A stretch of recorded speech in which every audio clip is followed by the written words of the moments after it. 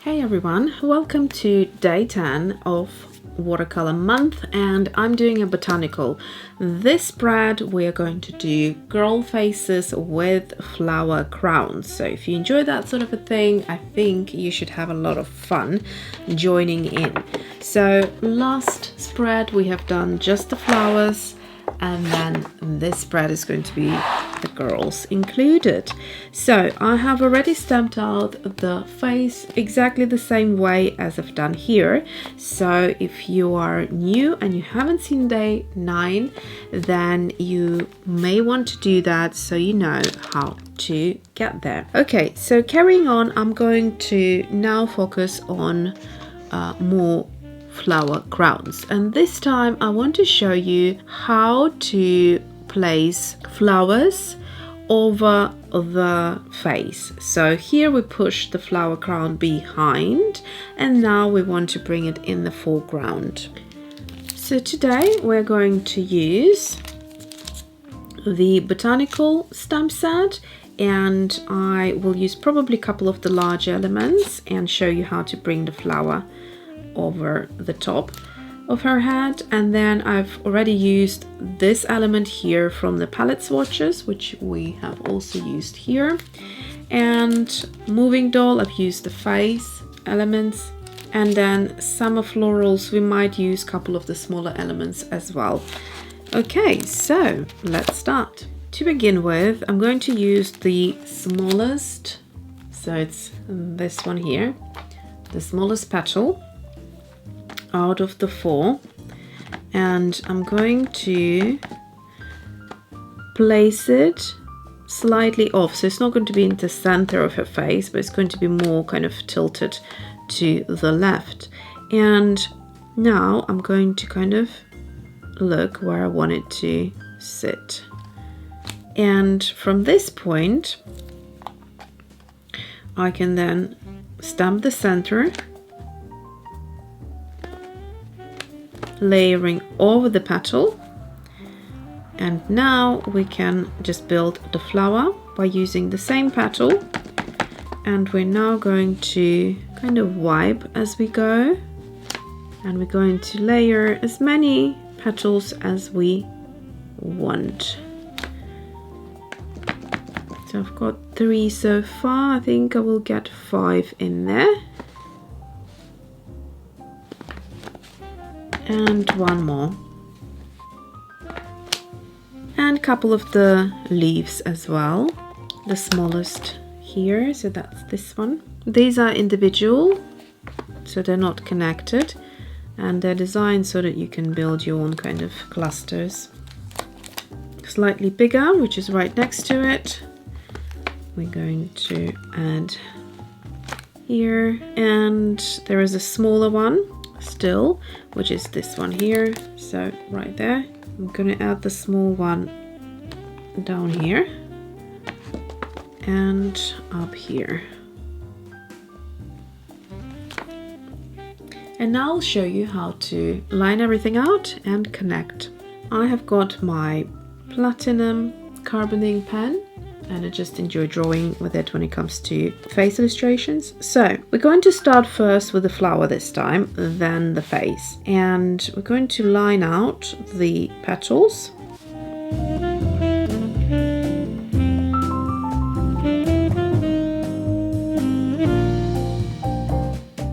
There are a few crossovers here, which is fine. If you're inking with a nude colored light ink, you won't see any of this once you use watercolor. But of course, if you're going in with black ink straight away, then that probably will be a bit challenging. Now we have got our leaves.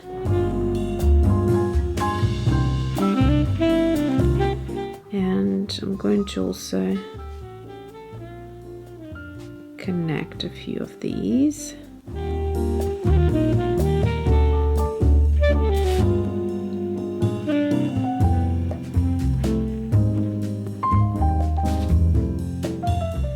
Now let's go ahead and line out our face.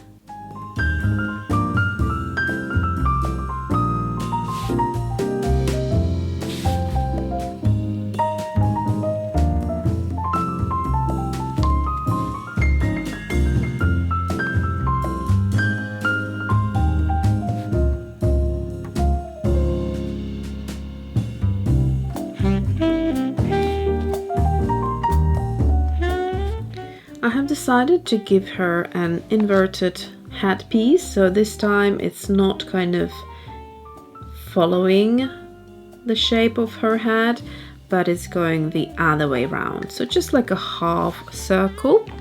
And I'm going to start by just filling it in with the black. I still have it, I still haven't thrown it out. This is my Posca in PC3M. It's on a dry side, but I'm trying to squeeze out every little bit of paint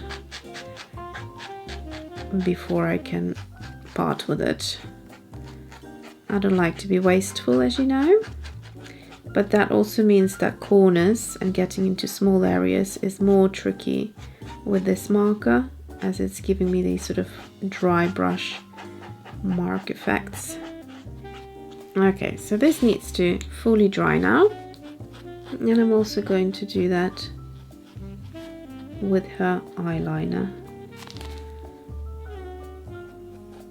Nice and easy, black and striking. So when I need to get into small space, I'm going to switch to my 05 and kind of correct where I need to. Now on to adding some color. You may have noticed that I've got some Tombows ready on my desk, and I'm going to use them in combination with traditional watercolor. For the face, I'm going to show you how to create an easier face tone, and then we will move on to the traditional watercolor for the flower. I'm going to add my signature lashes. Brows as well. We need a bit of a brow. I need to do a couple of swatch tests before I decide what color I want to use. So like this, they look very similar.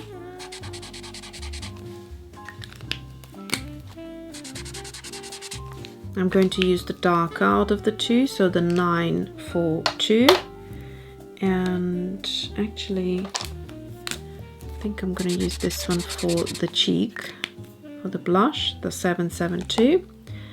I'm going to put this one back, and I also quite like, yeah, that's the right color. So we've got 026, and then I also have 947. So these are the four colors I'm intending to use today, and we'll need some water for them. Let me just show you what I would do. So today we're going to go maybe slightly darker skin tone. I haven't decided yet, so I'm first going to just add the lightest color in the areas as our base color, just leaving the white of the paper as highlights wherever I want the highlight to be.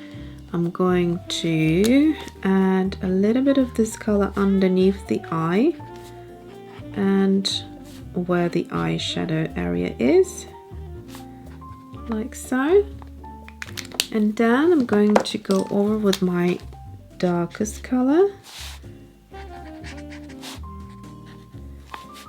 the bottom of the nose, just next to the eye, thin line, and adding a bit of kind of shadowing throughout, some contouring, and that is it. I'm not going to add it onto the lower half of the face. And now with just the water, we're going to blend everything together.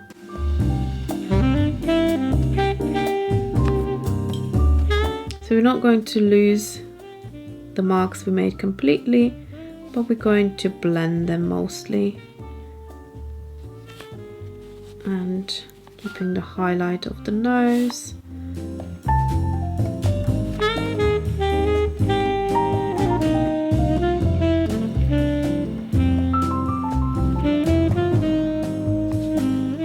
Okay, nice and easy, and I think this was easier and faster than the other watercolor. I'm going to dry this quickly and then go over to create a blush as well. Now onto the dry paper, I'm gonna add a bit of the blush, and now being really careful because, like I said, this paper is not the best for playing too much with it. As you will notice, it creates these lovely watermarks, and I'm just going to build it up just on top like that. And a bit of water, because as soon as we add water, it just kind of dissolves the color. So you can see the lovely effect that we have now. It almost lifted the color from beneath and gave us these lovely scrumptious cheeks with texture, which I think is really, really beautiful because we have blossoming going on. Okay, now let's move on and do her eyes. Today I'm going to do something which I never do. I'm going to change her grey eye color to this eye color, which I think will look quite nice in this particular color palette. I'm just going to use a bit of water and just make sure I'm kind of maintaining a lot of the white of the paper here.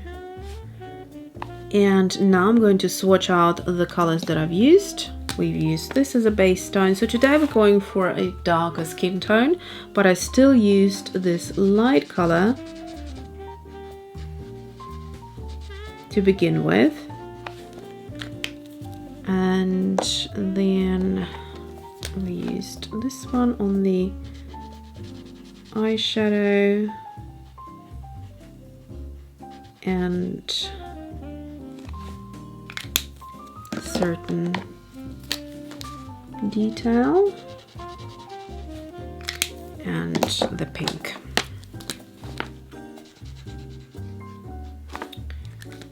So I'm trying to show you that there are loads of alternatives to traditional watercolors, yet you can still paint with them like with watercolor, and they're beautifully water soluble art supplies that are a lot of fun to explore,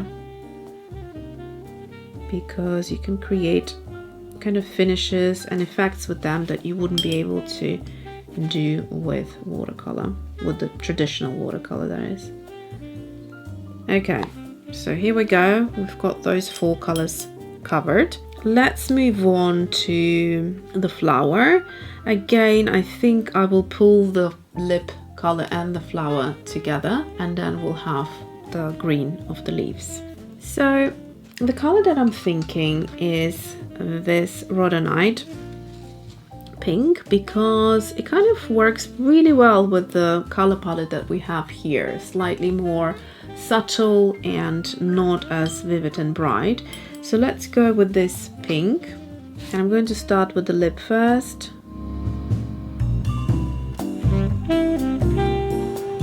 Maintaining the highlight as always.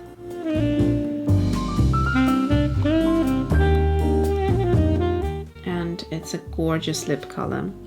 Now we're going to go into the outside of the leaves. This flower is reminding me a little bit of the hibiscus.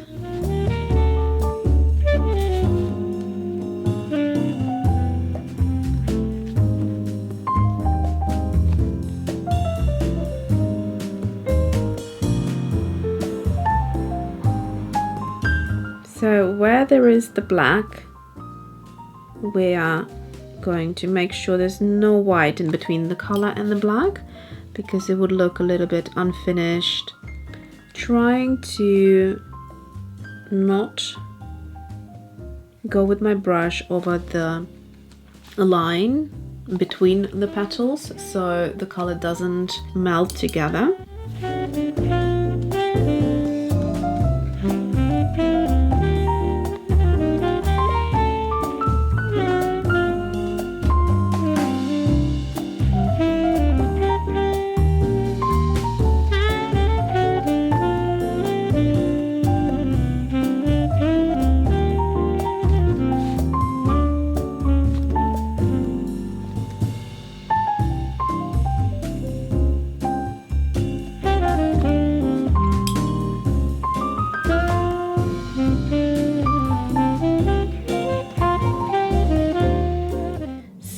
Now we're going to have a nice little mix here,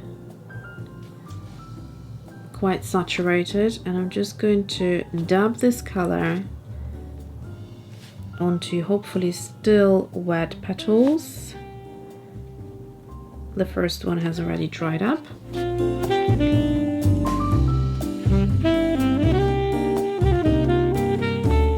But will help it.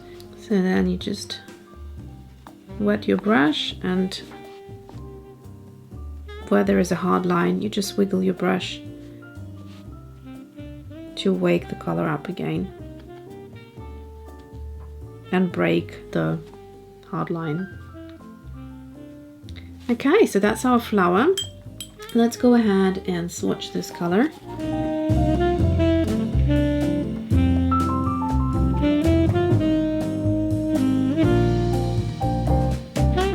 This is a gorgeous color palette here. Loving it already. Now I want to think carefully about my greens, and I think something really juicy would work quite well here, because so far we have a really mellow color palette. Yeah, that works really nicely. But I do feel like I want to break it down a little bit and maybe use, because we have 3 spaces here for colors, maybe I'm going to use all 3 on these leaves. So what I'm going to do is I'm going to add this color in some areas of the leaves, and then go in with a brighter green, and then that green we're just going to drop into some of this color, and then with the final green just going to fill in the rest of the leaf, and I will leave the watercolor to do its thing. I'm just adding a bit of color where there's just too much of the white of the paper, but I'm not intending to kind of help the watercolor or do anything with it. So I think it's really beautiful how the colors are just kind of melting on the paper. So I'm going to swatch out those 3 greens that we just used.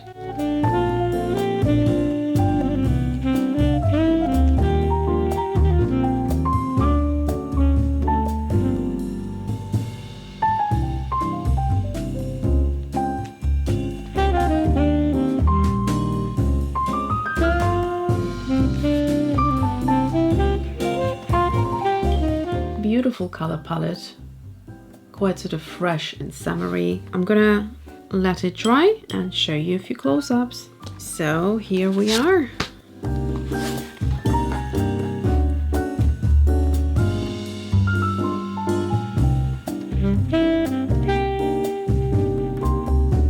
Let me know what you think. I personally love her cheeks right here. I think they're gorgeous. So I have to say I really enjoyed using the Tombows for the skin tone. It was so easy and effortless, and I could do it like in one go.